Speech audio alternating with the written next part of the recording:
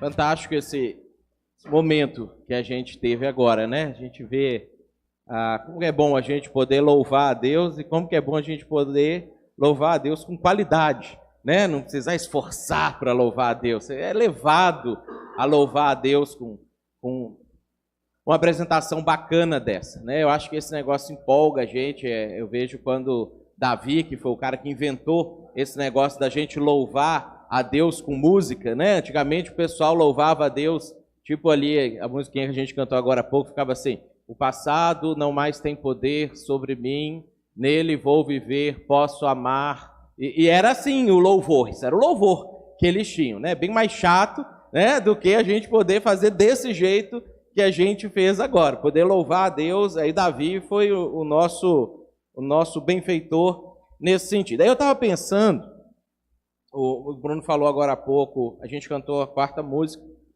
Brilha Jesus, e é uma música que fala muito a respeito daquilo que a gente, de fato, é chamado para fazer, né? Todas as coisas que a gente faz precisam ser uma forma de Jesus brilhar na nossa vida, brilhar através de nós, e a gente, como igreja, tem feito isso, a gente tem pensado sobre isso, a gente tem estudado formas e formas e formas da gente poder refletir a luz de Jesus aqui, onde a gente está, geograficamente colocado. A gente tem pensado formas da gente fazer isso, por exemplo, através das filmagens que a gente tem tido, não só do culto ao vivo, como de vídeos, etc.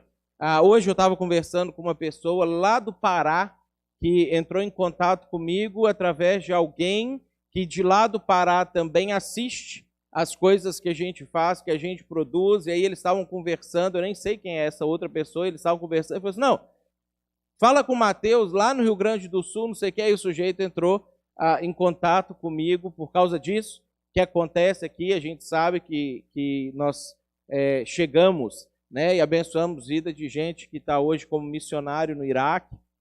Então, assim, são uma série de coisas que vão acontecendo. E aí a gente vem conversando, a gente vem pensando sobre essas situações nossas também financeiras, essa coisa da gente poder financeiramente fazer coisas, trancar com coisa. Essa semana, quem estava aí domingo passado viu que a gente estava sentindo um pouquinho próximo do que ia ser o inferno, né? A gente pensou, não queremos isso, queremos ir para o céu. Aí o ar-condicionado pregou uma peça na gente aí estava ruim, a princípio ia custar R$3.000 para arrumar e etc.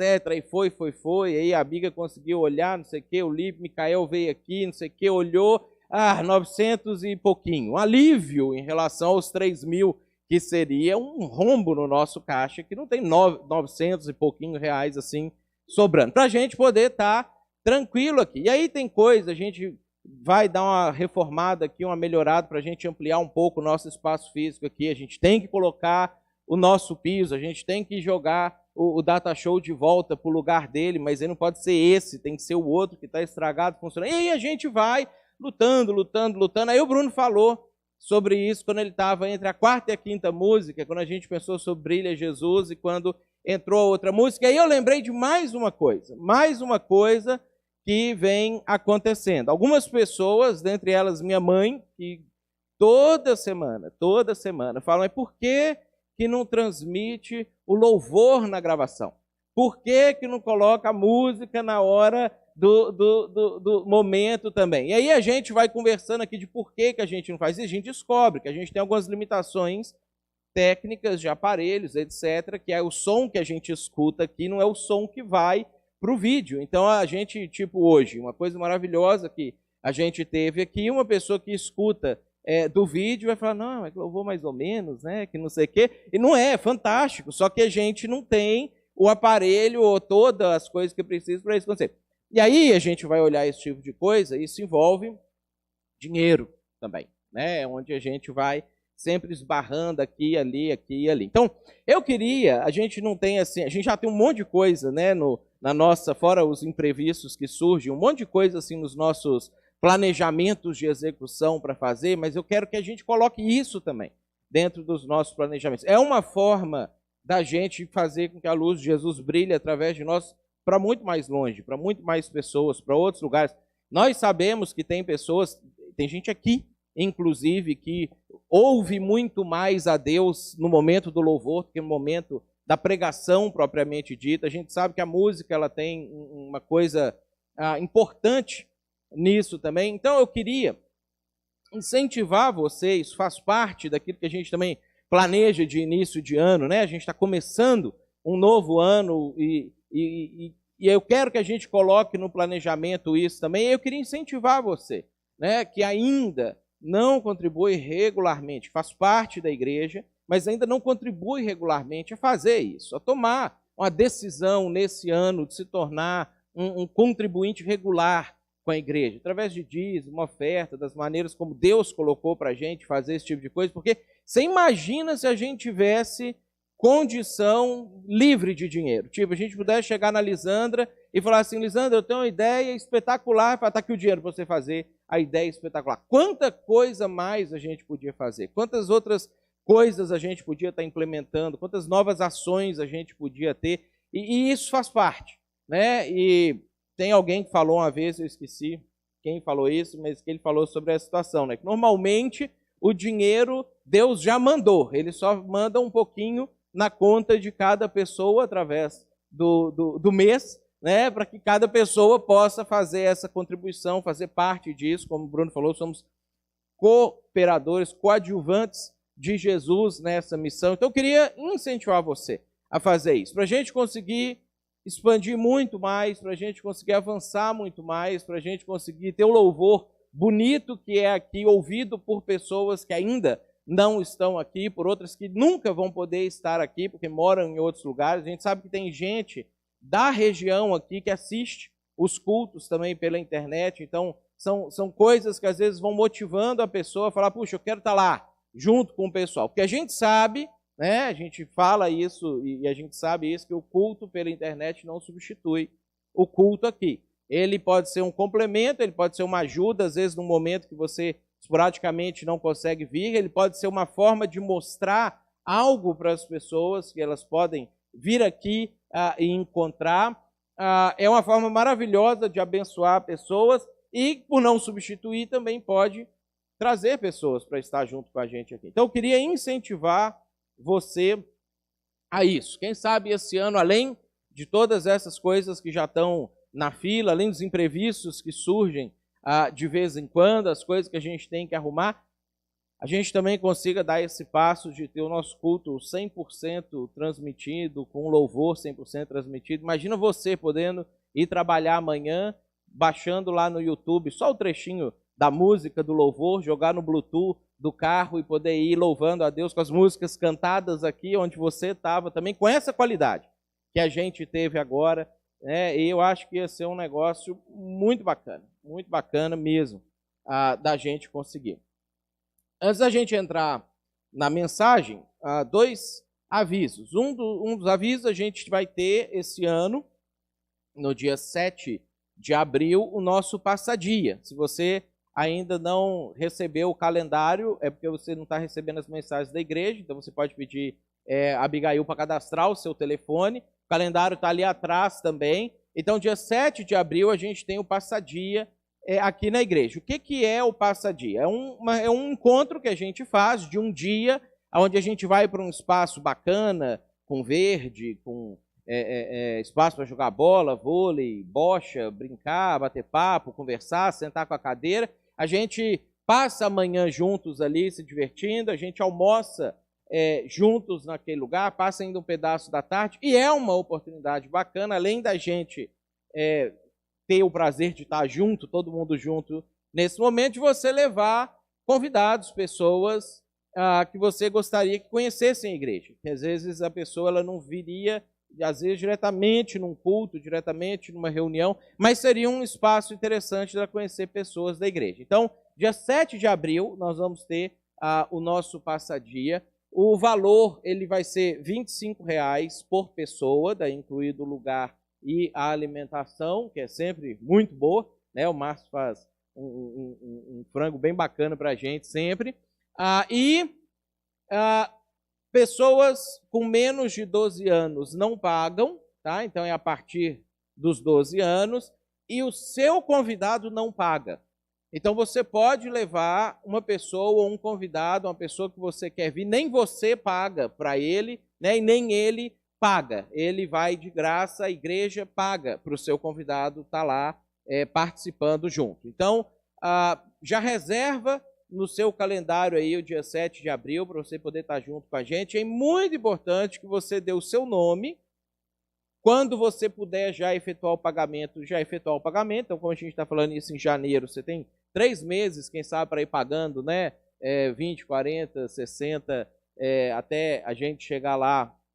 60 não, que dá 50, né? Se forem 2 pessoas. Mas aí você vai pagando parceladinho ali o seu valor. E a Júlia, essa é a Júlia, para quem não conhece, está responsável por recolher o seu nome e a sua inscrição. Então, você que vai participar, dê o nome para a Júlia, ela vai estar controlando isso. Então, hoje você já pode dar o seu nome e dê o nome. Hoje, talvez você já não vai conseguir, ainda vai conseguir fazer isso, provavelmente, mas você pode, ao longo desse mês, dar o nome da pessoa que você quer que esteja junto. Por quê? Local, né, ele tem uma limitação. A gente não conseguiria colocar 200 pessoas, 150 pessoas lá no lugar. Então, a gente tem que ter também os nomes para poder fechar um determinado momento. Falar, a gente não pode ter mais ninguém chegando. Então, dê o seu nome. Se você já for dar o dinheiro, a gente tem que adiantar em fevereiro. Fevereiro, a gente... Quanto? 15 de fevereiro, a gente tem que pagar um valor X lá para reservar o lugar definitivamente, mesmo não alugarem para outra pessoa. Então, você dá o seu nome para a Júlia, o valor, para a gente poder estar fechando as inscrições. E é um negócio muito bacana. A gente também, nesse mês de janeiro, não está tendo as nossas reuniões de grupo cultivo. Nós estamos tendo estudos bíblicos aqui na igreja, temáticos, nas quartas-feiras.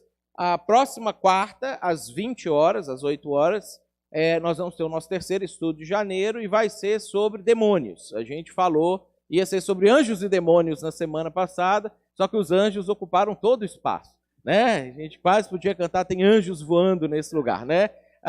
E aí, agora a gente não vai deixar que os demônios ocupem todo o espaço, mas a gente vai falar sobre eles, né? Na próxima quarta-feira. É o momento que você tem para tirar suas dúvidas, fazer suas perguntas, contar suas histórias, às vezes experiências, e entender tudo isso à luz da Bíblia. E a gente faz isso a partir do que a Bíblia diz sobre esses assuntos. E, de repente, convidar alguém também que você já teve uma conversa sobre isso e a pessoa fica meio na dúvida. Às vezes a pessoa tem contato com espíritos, né? Anjos, demônios, seres de outra realidade em outras religiões. Às vezes ela teve isso no candomblé, na umbanda, no espiritismo da mesa branca, etc. E não sabe, e ela não entende exatamente o que foi aquilo que aconteceu. A oportunidade também que você tem de convidar a pessoa para ela estar junto com a gente aqui.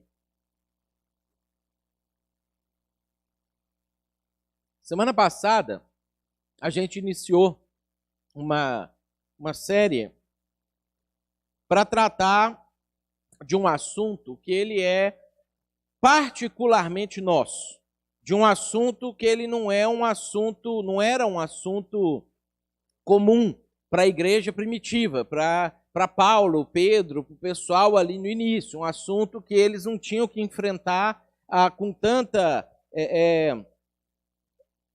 quantidade, talvez, como a gente tem que enfrentar, porque eles estavam iniciando a coisa toda, estava bem no iniciozinho, não tinha tido tempo ainda da igreja mostrar todos os fenômenos que ela ia, ao longo do tempo, manifestar. Então, esse assunto que é particularmente da nossa era é o que a gente poderia chamar de cristianismo nominal.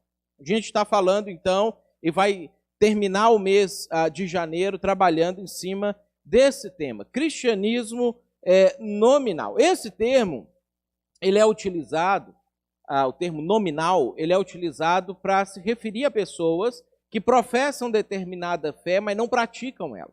Que dizem que são alguma coisa, e aí explicam qual é a sua religião, mas não vivem essa religião no seu dia a dia, não colocam isso em prática.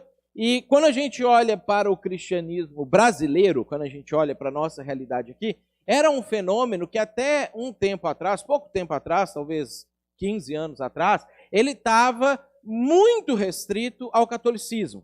O mundo evangélico ainda não fazia parte daquilo que a gente chama de não praticante. A gente tinha católicos não praticantes, pessoas que dizem, eu sou católico, mas eu não sou praticante, porque eu fui batizado quando criança, eu crismei, aí eu fiz primeira comunhão, alguma coisa assim, casei na igreja católica e tudo, mas não frequento, não participo. Às vezes a pessoa nem sabe direito os dogmas da igreja, nem sabe o que de fato um católico acredita ou deixa de acreditar, etc. Então, isso era comum. Há 10, 15 anos atrás, a gente vê somente dentro da igreja católica. De alguns anos para cá, isso passou a se tornar um fenômeno dentro da igreja evangélica também.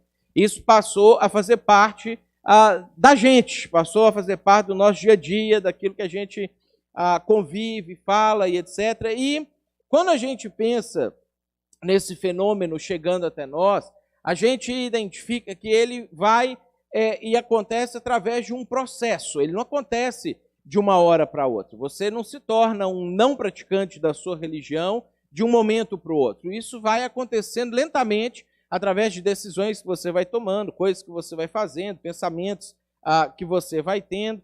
E aí a gente viu na semana passada que quem utilizou essa expressão pela primeira vez foi o William Wilberforce, que foi o que seria, se a gente fosse trazer para a nossa realidade, um deputado federal inglês, ali da virada do século XVIII para o século XIX, que quando ele assume a sua posição na Câmara dos Comuns, ali como um deputado na Inglaterra, ele resolve fazer da sua vida política, da sua causa, a libertação dos escravos. Ele resolve que a Inglaterra tinha que abolir a escravatura, e não só abolir a escravatura, como também encerrar o tráfico de escravos. E aí, por conta da atuação do Wilberforce, ele começa a falar sobre isso, trabalhar esse tema, a Inglaterra faz isso. Ela não só encerra a prática da escravidão nas suas colônias, nos seus territórios onde ela tinha domínio, como na época era o maior império do mundo, era o grande poderio militar naval que existia, a Inglaterra proíbe o comércio de escravos e coloca, inclusive, navios para patrulhar o Oceano Atlântico, na costa da África, para poder impedir que navios de outros países, como Portugal, por exemplo, Brasil, a Espanha, os próprios Estados Unidos, etc., fossem até lá buscar escravos novos na África. Então, foi uma maneira que eles encontraram para ir minando a escravatura até que ela foi acabando no resto do mundo como consequência dessa atitude ou dessa decisão. E quando o Wilberforce ele começa a trabalhar essa ideia da escravidão, ele faz isso muito associado com aquilo que era a consciência cristã dos ingleses. Porque a Inglaterra era um país cristão, era um país em que 99% das pessoas que fossem entrevistadas na época, elas iam responder que eles eram cristãos.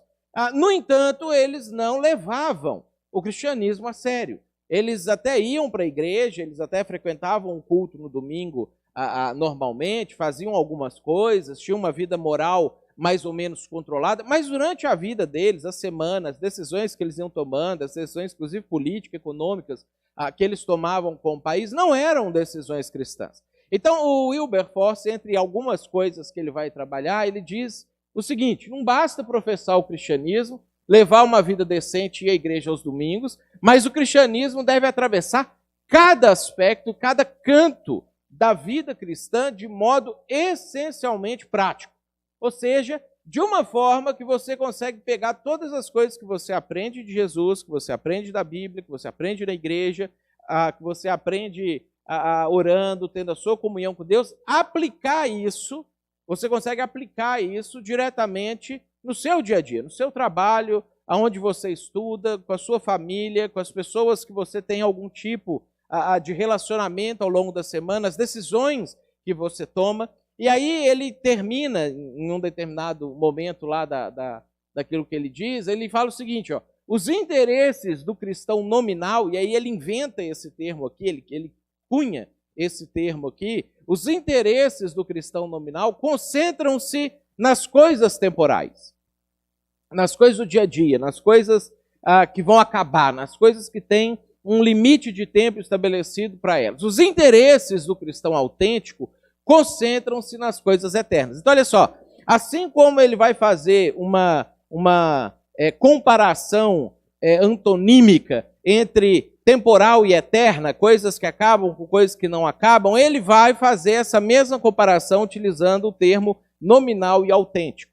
Aonde ele vai tentar trabalhar, e aí isso começa a ser trabalhado fortemente em vários lugares do mundo protestante da época, a ideia de que nós não podemos nos tornar cristãos não praticantes. Nós não podemos nos tornar cristãos nominais, que possuem o nome cristão, mas que na sua prática, no seu dia a dia, as suas orientações elas estão voltadas para as coisas que não são eternas ou não têm a eternidade em perspectiva. Porque a gente continua preocupado com o nosso emprego, a gente continua preocupado com o nosso salário, a gente continua preocupado com planejamentos de vida, a gente continua preocupado com estudo, etc. Mas isso precisa acontecer a partir de uma lente da eternidade. E esse fenômeno, ele nos atinge de duas formas. A gente já viu isso um pouco mais detalhadamente semana passada. Coletivamente, nós podemos institucionalmente nos tornarmos nominais, nos tornarmos não praticantes, continuarmos sendo uma igreja, e de repente a igreja até virar um lugar bacana, assim, de assistência social, de cuidado, de atenção, de cuidados emocionais com as pessoas, naquilo que elas precisam, mas perder a essência da coisa, que é o evangelho, e isso também pode acontecer individualmente. Você pode se tornar um cristão não praticante. Você pode se tornar um cristão nominal. Você pode permitir que algumas decisões que você vai tomando façam com que você tenha uma simpatia pelo cristianismo, uma simpatia pela igreja, uma simpatia por Jesus, pela Bíblia, pelas coisas de Deus, faça com que você até venha à igreja, frequente um grupo cultivo, participe das atividades e tudo, mas lá dentro, na sua essência, você perde a prática do cristianismo.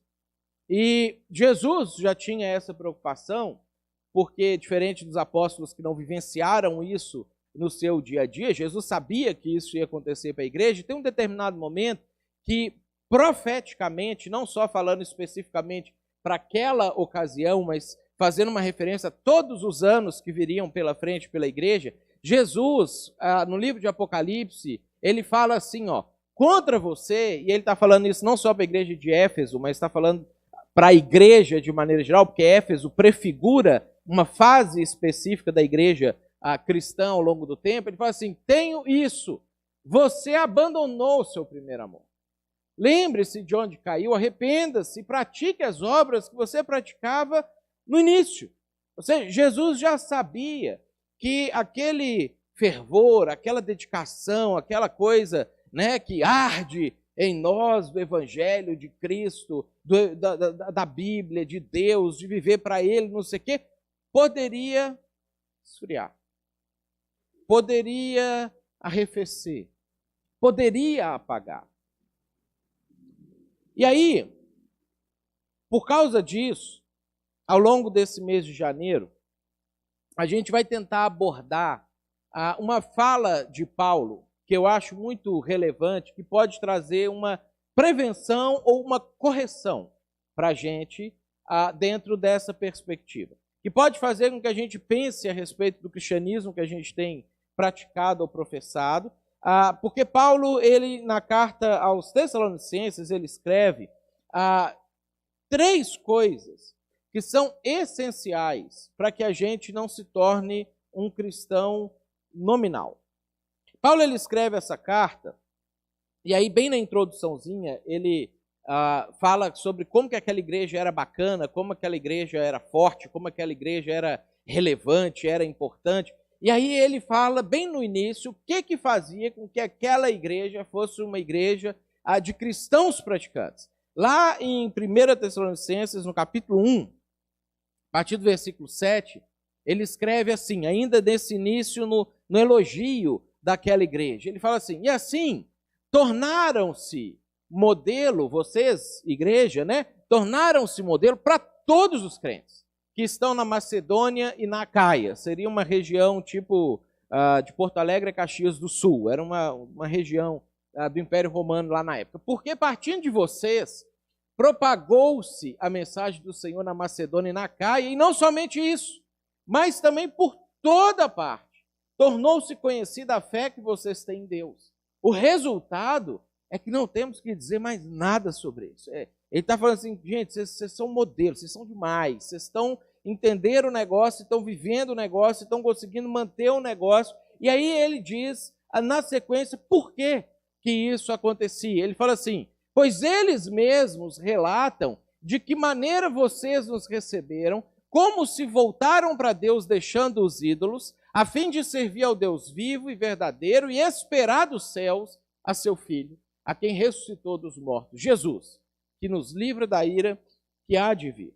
Paulo trata de 3 coisas que faz da gente um crente verdadeiro, que faz de nós uma igreja praticante, que faz de nós não nominais na nossa profissão de fé, naquilo que a gente diz acreditar, diz viver, diz experimentar. A primeira, a gente viu na semana passada, é idolatria.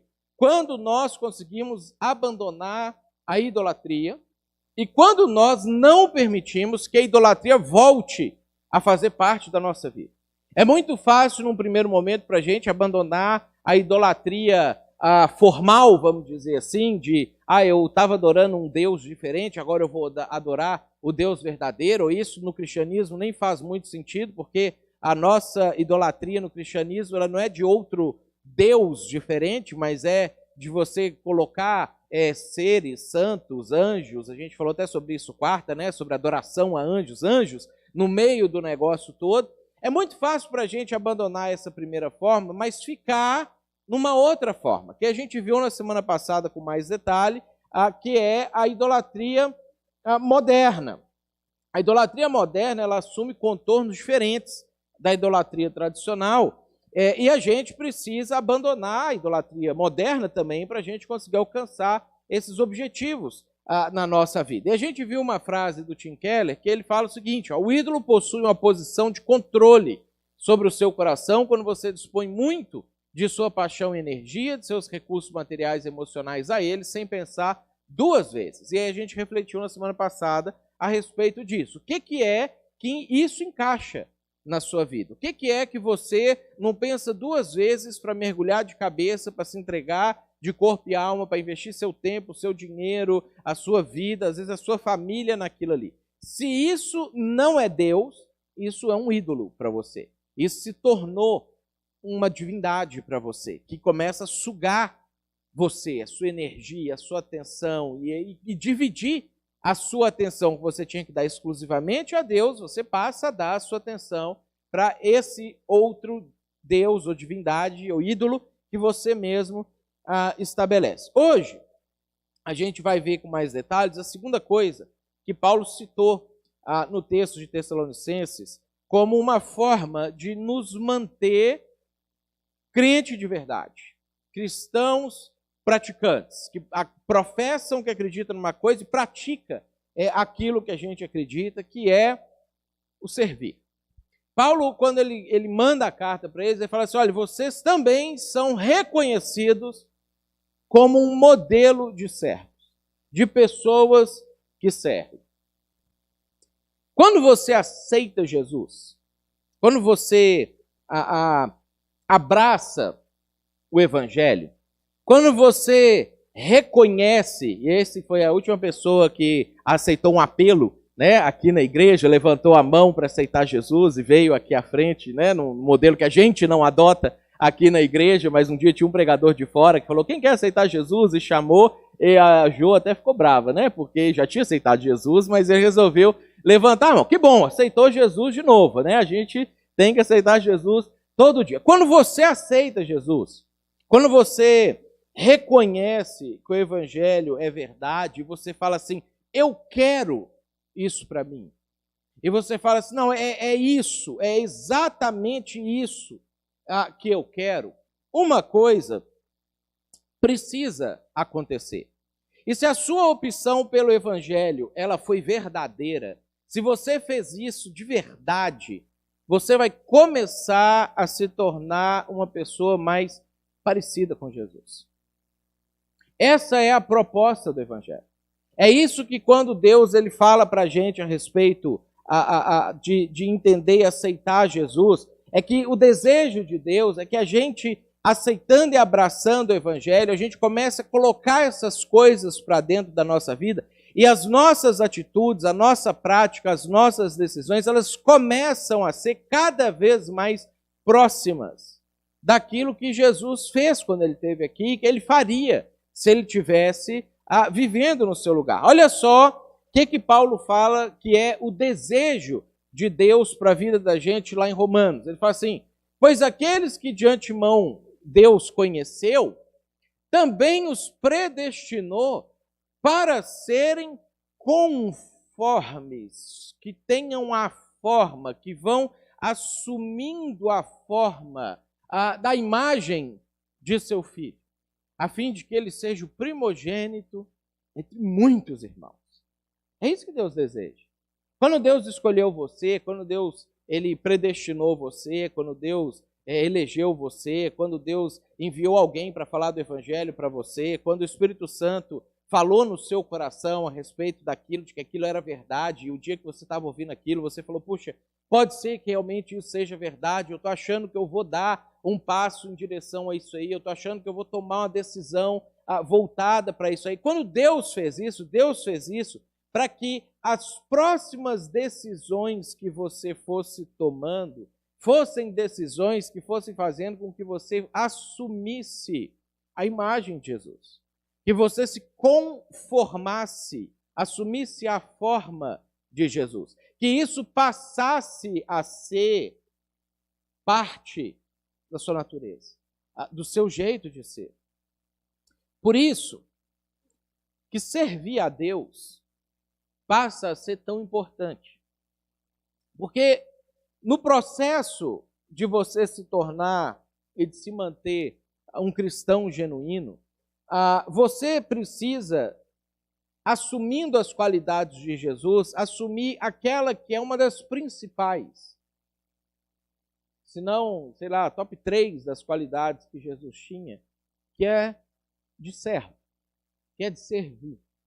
Jesus, inclusive, quando a gente olha no Antigo Testamento algumas profecias no livro de Isaías, ele ganhou um apelido. Ele era chamado em Isaías de servo. Esse era o jeito que eles se referiam profeticamente a quando Jesus, 700 anos depois, de fato, fosse vir, era o nome que eles davam para ele. Não é um nome que a gente gostaria de receber, né? Não é um nome que a gente gosta, não é um nome que a gente se sente confortável a ele. Inclusive porque todas as vezes que alguém nos chama assim, faz isso de forma depreciativa. Porque a nossa cultura não trabalha o servo como algo de grande proeminência. O servo, ele é tratado como o que não tem proeminência nenhuma. E aí isso vai fazendo com que a gente entre, olhar o que a nossa cultura diz sobre serviço, olhar o que a Bíblia diz sobre serviço, a gente vai ficando confuso. A gente vai, isso vai mexendo dentro da gente de forma que tem vezes que você, quando tem que fazer um discurso mais cristianicamente correto, né, você fala: não, eu sou um servo, pode contar comigo, estou aqui para te servir, estou às ordens e não sei o quê. Mas quando a gente sai dessa esfera cristã, bonita, assim, bacana, e alguém fala assim: mas você tem que me servir, você fica com raiva de ouvir um negócio desse. Porque você vai pensar em servo a partir da perspectiva do mundo, a partir da perspectiva da cultura, que o tempo inteiro está dizendo para você: você tem que ter servo, não ser servo.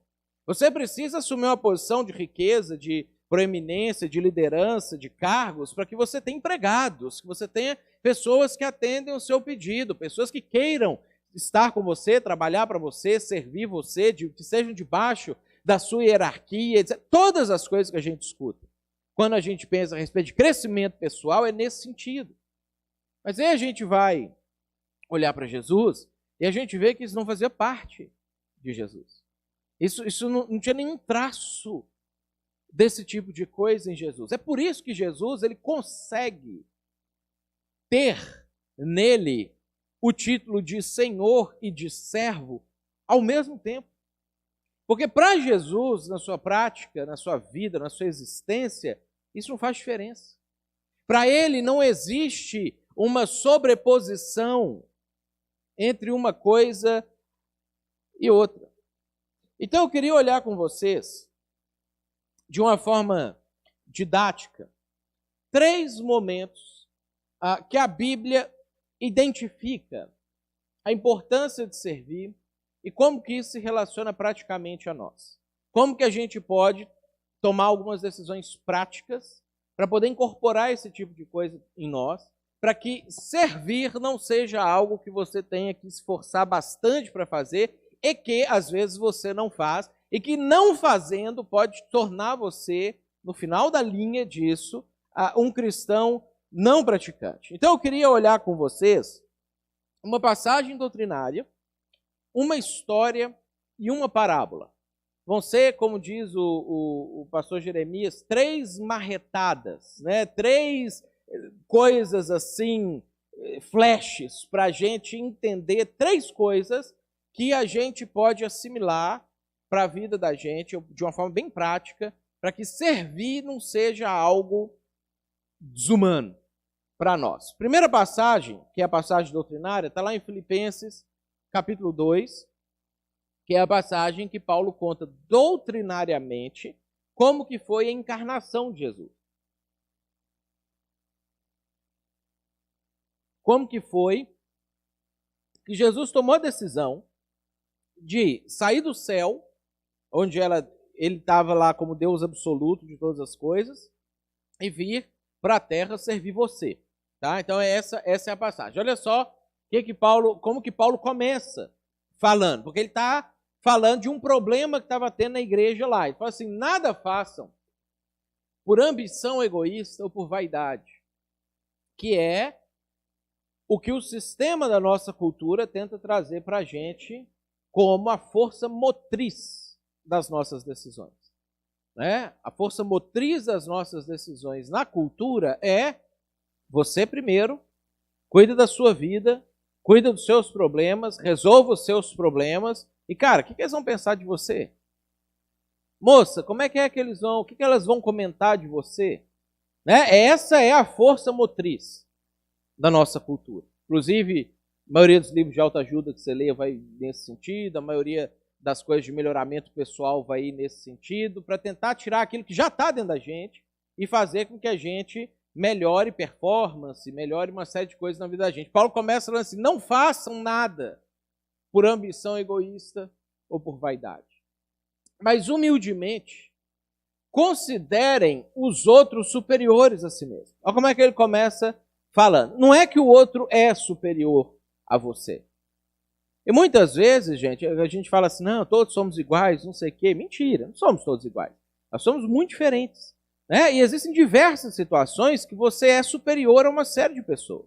E existe uma série de outras situações que tem pessoas que são, de fato, superiores a você. A vida é assim, a gente tem gente superior e gente inferior a gente a vida inteira em todos os aspectos. Tem gente profissionalmente superior e inferior a você, tem gente intelectualmente superior e inferior a você, tem gente emocionalmente superior e inferior a você. Todos os aspectos, isso acontece. O que Paulo fala? Não importa onde você está nesse espectro e aonde a outra pessoa está nesse espectro, considere a outra pessoa superior a você. Ah, mas ela não é superior. Beleza, ela não é, e talvez ela nunca vai ser. Mas na prática do seu exercício de relacionamento com essa pessoa, considere que ela é. Aí ele vai trabalhando.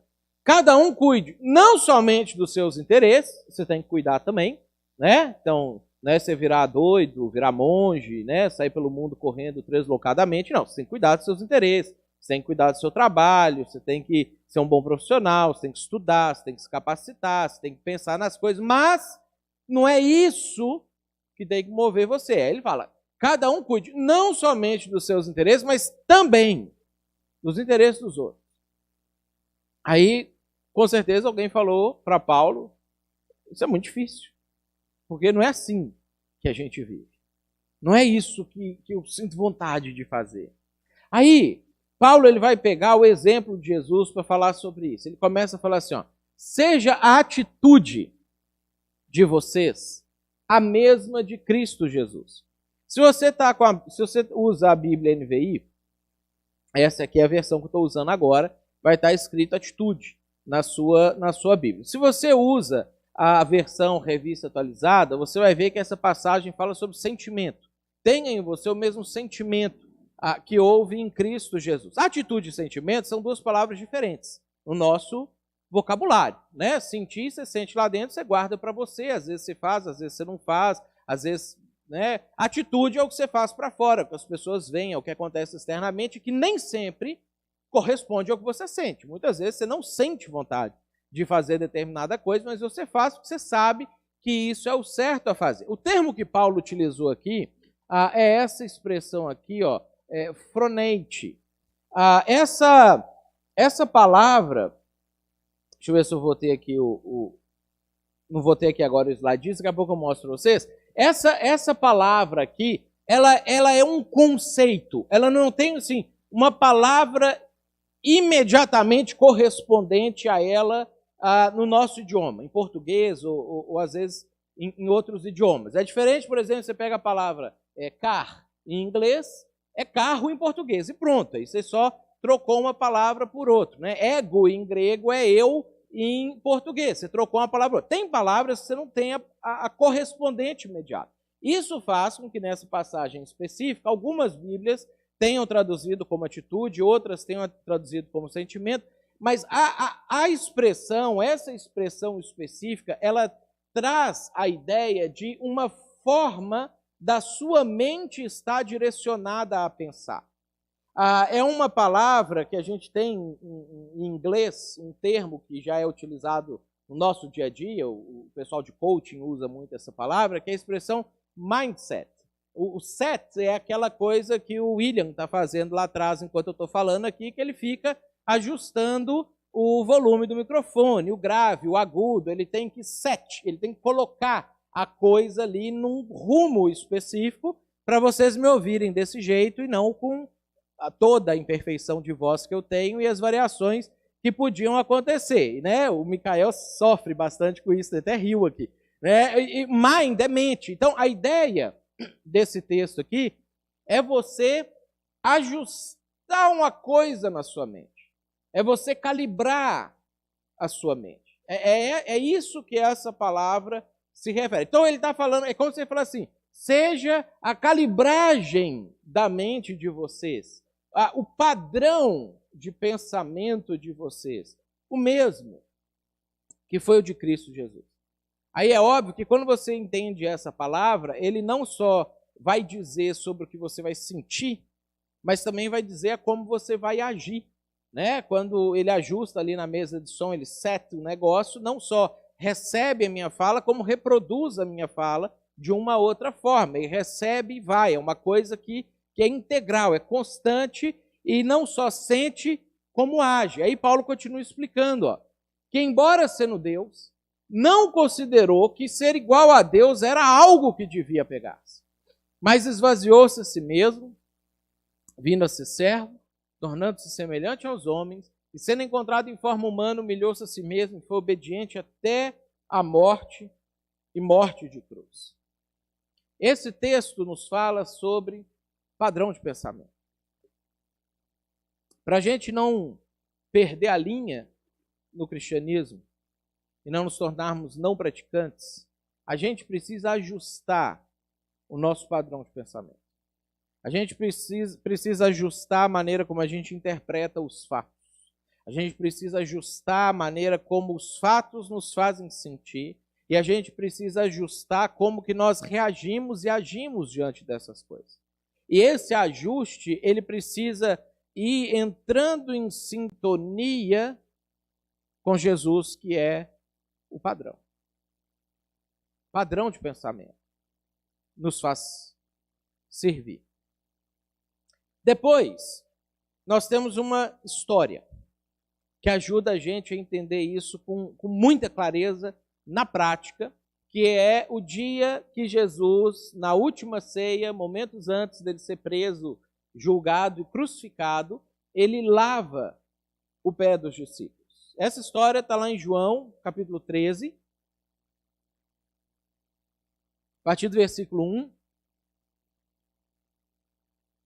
que fala assim, ó. Um pouco antes da festa da Páscoa, então o que João está fazendo aqui? Primeiro ele está te dando o contexto.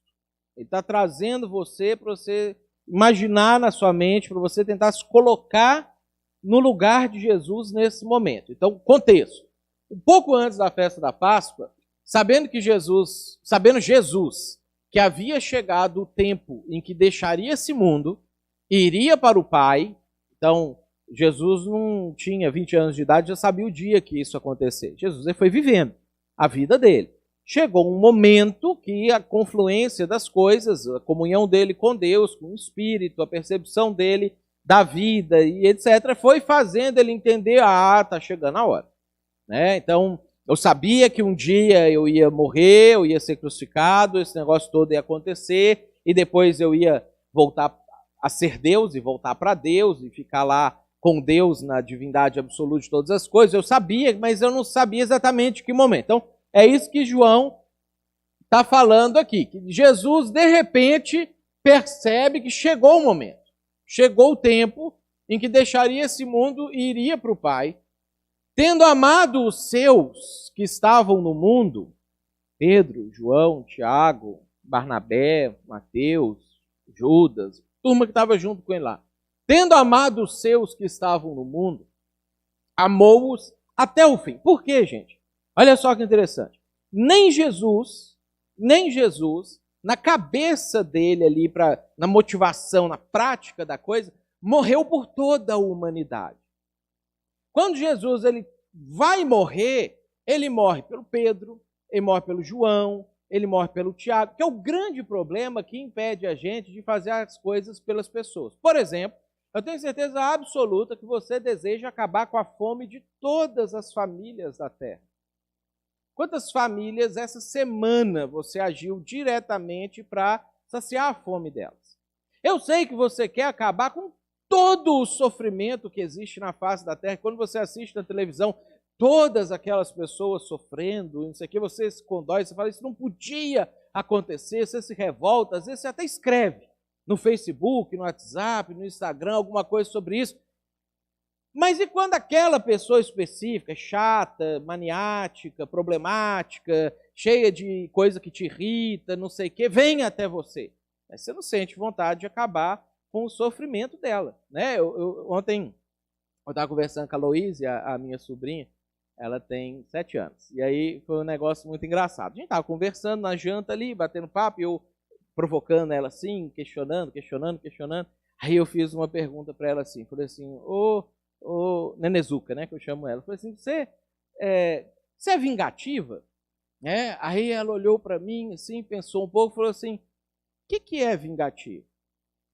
Aí eu falei assim, vingativo é quando você fica feliz de que uma pessoa que fez mal para você está sofrendo.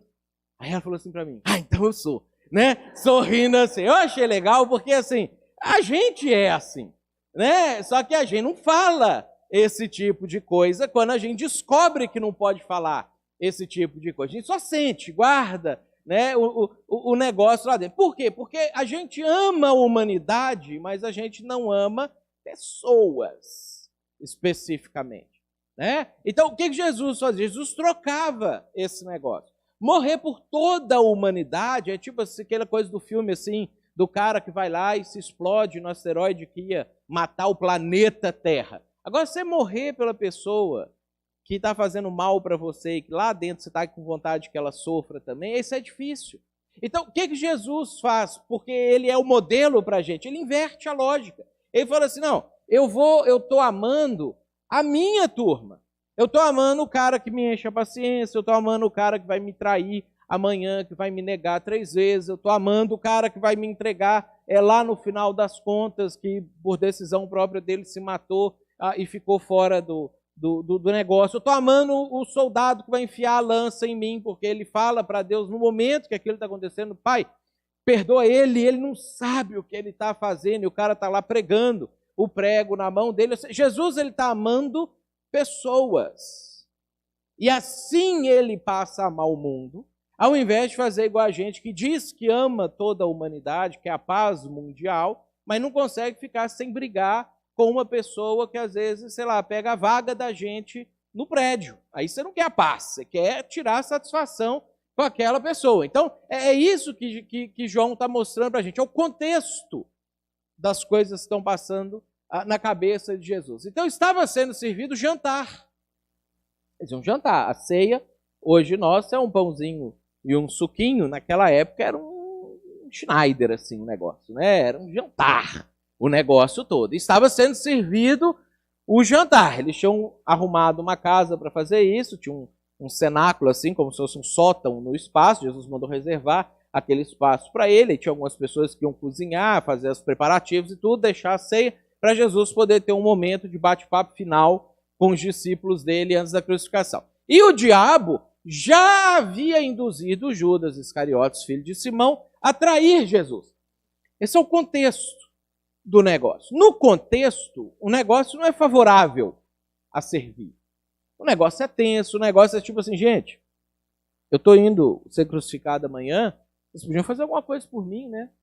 Podiam pelo menos agora, cada um falar aí o que vocês sentem por mim, né? Como que cada um de vocês foi abençoado pela minha presença, e os discípulos podiam ir lá, cada um subir, fazer um cartazinho, né? Mostrar para Jesus, Jesus, eu te amo porque eu era um coletor de impostos perdido, o Senhor me salvou, aí todo mundo batia palma, e Mateus sentava, né? E vinha Pedro, eu te amo porque eu já estava ali com uma idade avançada, estava só pescando, não sei o quê, não tinha mais perspectiva na vida, era só viver para não morrer, não sei o quê, o Senhor me ressignificou e ainda me pôs aqui, Jesus, eu te amo. Ao invés disso acontecer, que é o contexto que a coisa está colocada, a Bíblia diz que Jesus sabia, e isso é sobre entendimento, é o que vai na cabeça nesse momento. Ao invés de Jesus pensar nessas coisas que habitualmente a gente pensa, Jesus sabia que o Pai havia colocado todas as coisas debaixo do seu poder e que viera de Deus estava voltando para Deus. Jesus sabia quem ele era diante de todas essas coisas. Sabendo tudo isso, assim, levantou-se da mesa, tirou sua capa, colocou uma toalha em volta da cintura, depois disso derramou água na bacia, começou a lavar os pés dos seus discípulos, enxugando-os com a toalha que estava em sua cintura. Olha só que interessante. Diante desse contexto, dessa compreensão, dessa percepção, de entender que ele é tudo e tudo é dele e foi feito por intermédio dele, sem ele nada do que foi feito se fez. Com tudo isso diante dele, e aí você imagina comigo assim, ó, os discípulos tinham chegado lá e já estavam sentados, tinha uma bacia que era para o pessoal lavar o pé, os discípulos não tinham lavado o seu próprio pé, e os donos da casa não tinham colocado um servo, isso era o trabalho de um escravo ou de um servo fazer, que era lavar o pé das pessoas que chegavam, então ninguém tinha tocado na água. Aí Jesus estava ali olhando, pensando, refletindo, vendo o cordeirinho está no ponto, pensando pelo menos a última refeição vai ser bacana, né? O vinho está colocado, o negócio está bacana. Aí ele olhou para a bacia, olhou para os pés dos discípulos, e olha só, a Bíblia apresenta isso aqui para nós assim como um ato contínuo, como tipo assim, é óbvio que eu tenho que fazer isso. Não tem outra coisa que eu tenho que fazer agora que não seja isso. Ato contínuo. Jesus levanta, pega a bacia e começa a lavar os pés dos apóstolos. Sem ninguém pedir, sem ninguém falar, ninguém lavou o pé aqui, né? Sem ninguém dar uma dica, sem aquele constrangimento de tipo, vamos ver se o Judas pelo menos para isso aí serve, né? Para lavar os pés da gente, sem nada. Tipo, Jesus está sentado ali pensando na vida, pensando na morte, pensando na missão dele, pensando... Aí, de repente, ele olha assim, uma bacia, ele olha o pé dele, está sujo também, ele olha, ninguém lavou o pé. Ele levanta e vai lavar o pé. É tipo, É óbvio que a gente tem que fazer esse tipo de coisa. Isso mostra para a gente postura. Jesus tinha postura de servo. Jesus não tinha que pensar para servir. Ele não tinha que ser provocado a servir. Eles não tinham que pedir para ele servir. É óbvio que tem que servir. É óbvio que se existem pés sujos e água limpa, os pés têm que ser lavados. E é óbvio que se ele se dá conta daquilo em determinado momento, ele olha e fala assim, é ele que vai fazer o negócio. É postura. É imediatamente a maneira dele se portar. Era essa, o tempo todo.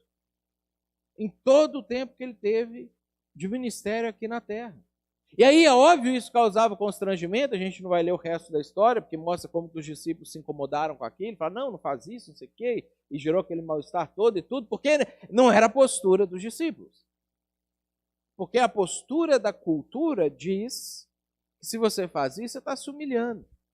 E olha o que o texto diz, que Jesus, sabendo que a hora dele morrer e sofrer aquele troço todo tinha chegado, e depois de passar para o Pai, e sabendo que ele tinha todo o poder, aí ele viu uma água, um pé sujo. Ô Pedro, peraí. Serviu. Postura. Esse era o mindset de Jesus. Essa era a maneira que a mente de Jesus estava programada para ser. Postura. Tem um negócio que precisa ser feito e tem alguém que sabe fazer, vou fazer. Por que eu vou deixar o negócio sem ser feito? Tem alguém precisando de ajuda, tem alguém que pode ajudar, eu vou ajudar. Por que eu vou deixar o negócio abandonado desse jeito? E o terceiro, uma parábola. Jesus, nessa mesma semana aqui, desse acontecimento, ele chamou os discípulos dele e ele contou uma parábola que está registrada em Mateus, capítulo 25, que é a parábola dos talentos.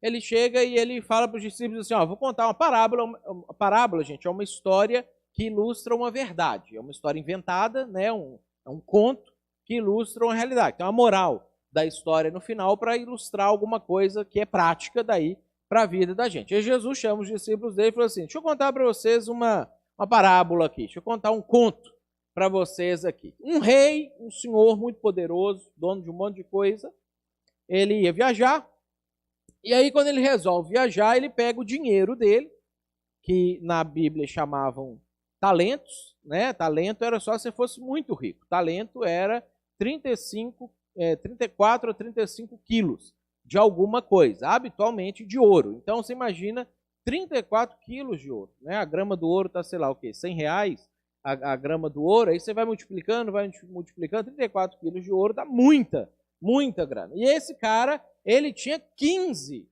talentos. Aí ele olhou assim os servos dele e falou assim, vou pegar os 3 mais... desculpa, ele tinha 7 talentos. Aí ele pegou os mais capacitados que ele tinha ali, chamou ele tinha 8 talentos. Eu estou péssimo de matemática hoje. Ele tinha 8 talentos. Agora acredita que é de verdade. E aí ele chamou a turma dele ali, os servos melhores que ele tinha ali, e deu 5 para um, 2 para um e 1 para o último. E falou assim, estou indo viajar, depois eu volto para a gente acertar contas aí, cuida das minhas coisas, cuida dos meus negócios, cuida do meu dinheiro, e aí é óbvio que você espera que aquilo vai ser investido. E aí o texto conta para a gente que o primeiro que tinha recebido 5 talentos, imediatamente ele saiu e foi trabalhar com aqueles talentos. Ele investiu, ele, sei lá, comprou um campo, depois vendeu o campo por mais dinheiro, aí ele comprou semente, plantou, vendeu, e aí o dinheiro multiplicou, investiu lá na Bolsa de Valores de Roma, investiu certinho, o negócio voltou, as coisas foram acontecendo, e no final ele dobrou o patrimônio. Ele pegou 5 talentos, né? Que dá isso aí? 160 quilos por aí, 170 quilos. Pegou isso aí e transformou no dobro de ouro. Nossa, o dono dele ficou rico demais só com essa atitude dele. O outro que tinha 2, pegou os 2 e o cara está fazendo ali, está ganhando, vou fazer também. Foi lá, fez, negociou, não sei o que, ganhou mais 2, dobrou o patrimônio também. O que tinha 1, enterrou. Falou assim, não, eu vou aprender com os piratas. Sabe o que eles fazem? Eles pegam, eles enterram, depois passa um tempo, eles desenterram o tesouro, está todo lá, não vai ter problema, não vai me dar trabalho. Eu lembro quando eu tinha, acho que isso foi em 93, eu devia ter 9 anos, era aquele dinheiro, Cruzeiro Real, ainda, naquela época que as coisas mudavam bastante. Eu lembro que eu peguei um pote, pensa num pote de moeda, enchi ele de moeda que eu tinha economizado ali, juntado, pedido do meu pai, não sei o que, tudo, lotei. E aí um dia a gente foi a uma fazenda que meu pai tinha no interior de Minas e eu enterrei aquele pote de dinheiro, tipo um pirata mesmo, e desenhei um mapa bem mal feito assim e tudo, eu sabia onde é que estava, obviamente, e aí eu pensei assim, não, depois de um tempo eu vou vir e vou desenterrar o meu tesouro. E aí mudou para o real. E aí eu lembro que a gente não ia de jeito nenhum, que tinha um tempo assim que você podia trocar o seu dinheiro, e a gente não ia para a fazenda mais, e o negócio foi indo. Eu lembro que o dia que eu desenterrei não valia mais nada. Né? Eu tinha, e tenho até hoje lá em casa, aí se iniciou a minha coleção de moedas. Aí a partir disso eu virei colecionador de moedas. Mas eu tenho, sei lá, devo ter umas 200, 300 moedas de cruzeiros reais que não valem absolutamente nada, guardado lá em casa. Foi isso que o sujeito fez. Enterrou o talento. Passado um tempo, o Senhor voltou e ele vai conversar com cada um desses sujeitos. E aí a gente tem a conversa deles aqui. O Senhor perguntou para eles e falou assim, o que vocês fizeram? O que tinha 5 e o que tinha 2 vieram e falaram assim, Senhor, está aqui. O Senhor me deu 5, tem mais 5, tem 10. O outro falou assim, o Senhor deu 2, tem mais 2 aqui, deu 4. Rendeu e a coisa foi boa. E aí o Senhor respondeu para eles, muito bem, servo bom e fiel. Você foi fiel no pouco e eu o porei sobre o muito. Venha e participe da alegria do Senhor. Um dia, todos nós vamos ser chamados a participar de alguma coisa. O Senhor deseja chamar você para isso, para participar da alegria dele, para participar do regozijo dele, porque Deus vai ficar muito feliz com o desfecho da nossa história, daquilo que está acontecendo. Quando a gente lê o livro do Apocalipse, a gente vê que no final Deus vai restaurar todas as coisas, vai ficar tudo maravilhoso, vai ficar tudo pleno, tudo belo, tudo fantástico, e Deus vai ficar muito feliz com isso tudo, e Ele deseja compartilhar essa felicidade com a gente. Então a primeira turma que multiplicou o negócio, ele falou assim, vem cá, vocês vão participar da minha celebração, da minha alegria, da minha comemoração.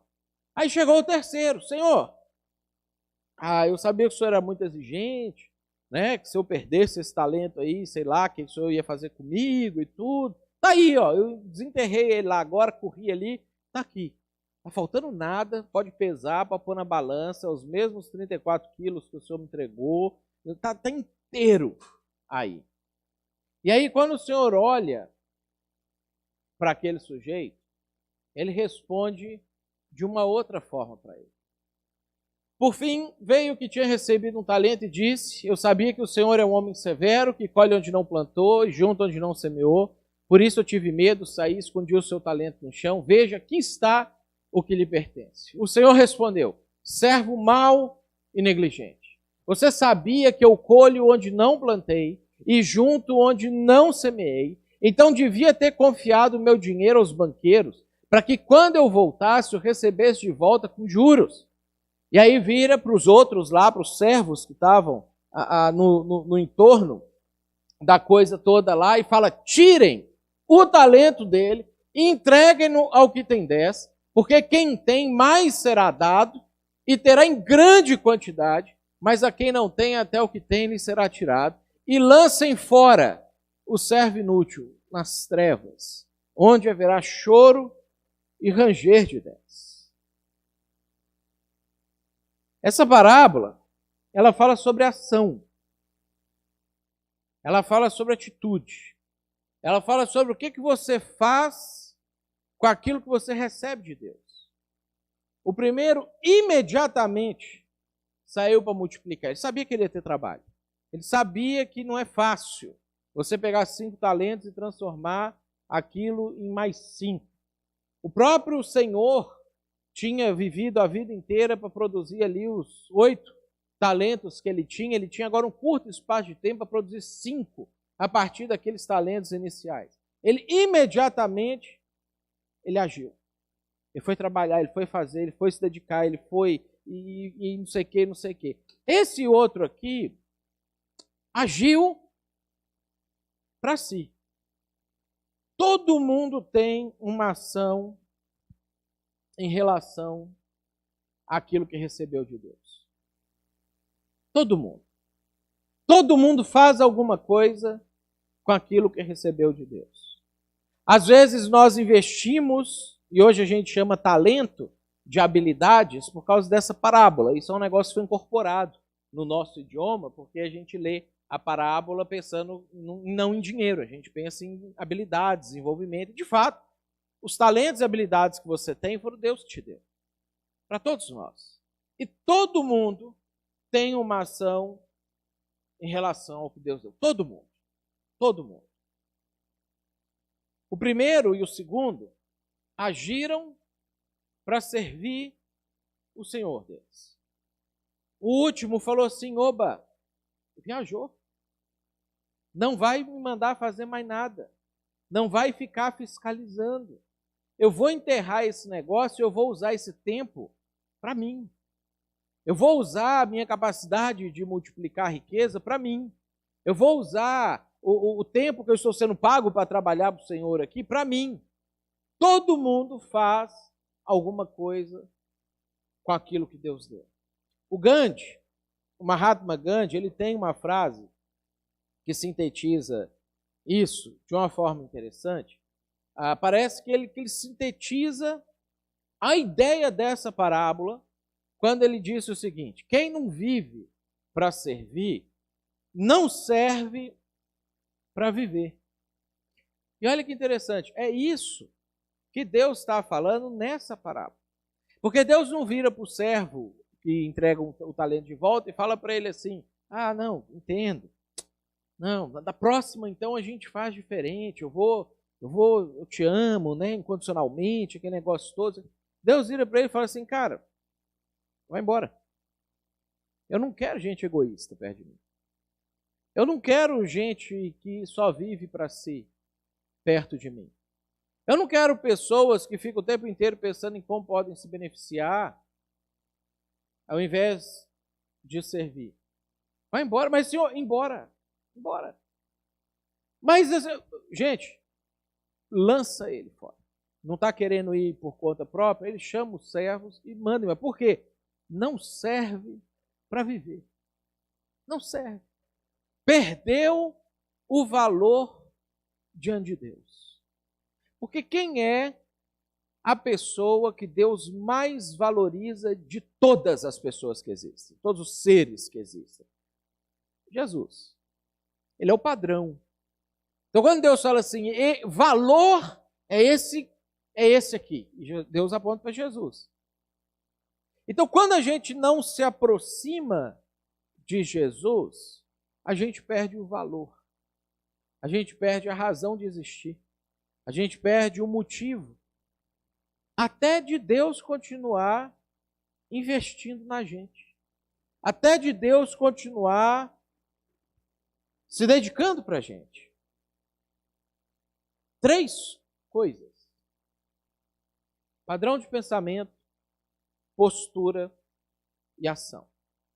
Eu queria incentivar você a usar seus dons ao máximo. Ao máximo. Tem gente aqui hoje que tem feito isso. E muito bem. Tem gente que para o culto de hoje acontecer, fez isso. Pegou o seu talento, empregou ele, e a gente está aqui tendo o culto por causa disso. Alguns a gente viu, outros a gente talvez até viu ali na porta, mas não pensou sobre. Outros a gente nem viu.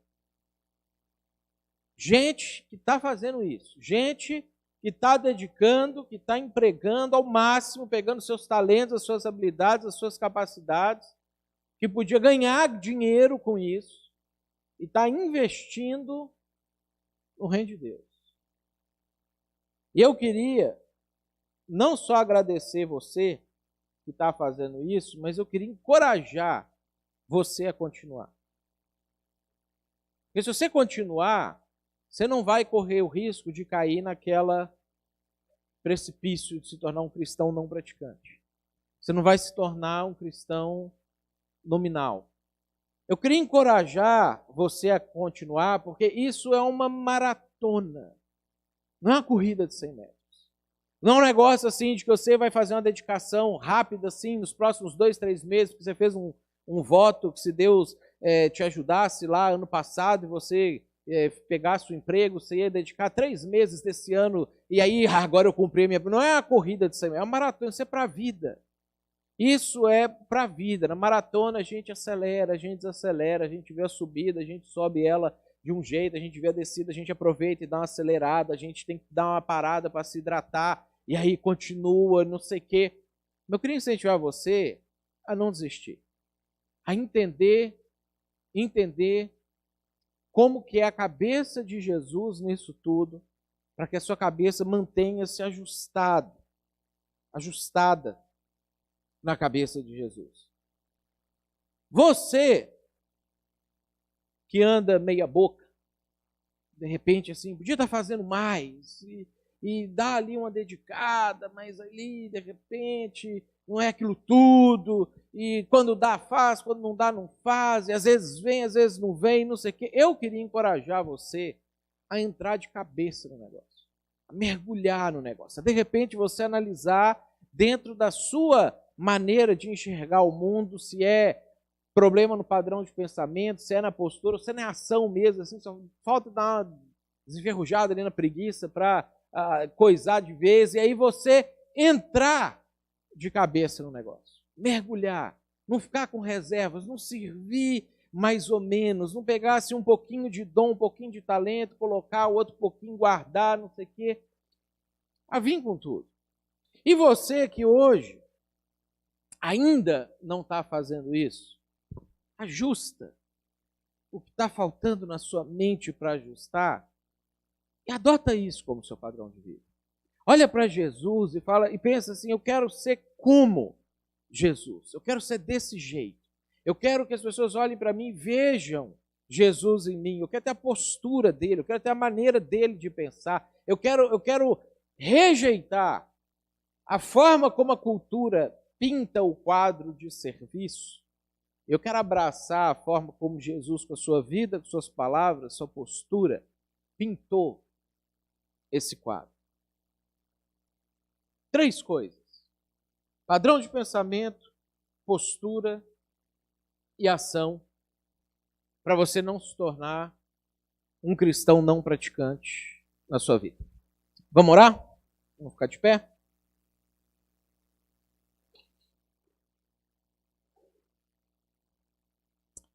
Senhor Jesus, nós queremos ser gratos a Ti, porque o Senhor nos serviu e nos serve até hoje.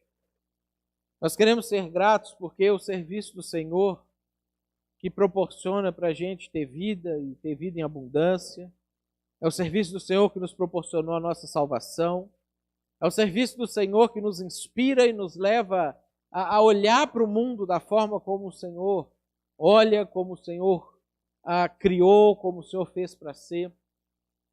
Jesus, obrigado por isso. Pedimos que o Senhor nos ajude a ajustar, a afinar nossa mente com a Tua. Nos ajuda a entender e enxergar o mundo como o Senhor enxerga. Para a gente poder não só agir, nem só sentir, mas ter a integralidade da gente vivendo da maneira como o Senhor viveu. Nos abençoe como igreja, Deus, para que a gente também possa ser uma igreja que serve, uma igreja reconhecida por ser uma igreja que se põe à disposição, que ama, que cuida, que acolhe, que procura as formas possíveis para poder colocar à disposição aquilo que o Senhor tem nos dado, Deus. Para que o dia que o Senhor nos encontrar, o Senhor possa nos chamar para a gente fazer parte da festa do Senhor. É isso que a gente deseja e é por isso que a gente ora nesse momento. Pedimos, Deus, que o Senhor abençoe a vida de cada um de nós. Mais uma vez, a gente continua orando pela vida do Rinaldo, pedindo que o Senhor abençoe ele, que o Senhor ajude a reverter esse quadro, cure ele, ajude que os médicos consigam entender tudo o que precisa acontecer ou ser feito lá. Continue também abençoando a vida da Lígia nesse momento. Pedimos, Deus, que o Senhor cuide de cada um de nós, leva a gente em paz para casa, livra a gente do mal, não deixa a gente cair na tentação de viver uma vida egoísta. Nós oramos a Ti em Teu nome, Jesus. Amém. E que o amor de Deus, o nosso Pai, que a graça do nosso Senhor e do nosso Salvador Jesus, que a comunhão do Espírito Santo esteja sobre a sua vida hoje e sempre. Amém. Deus te abençoe.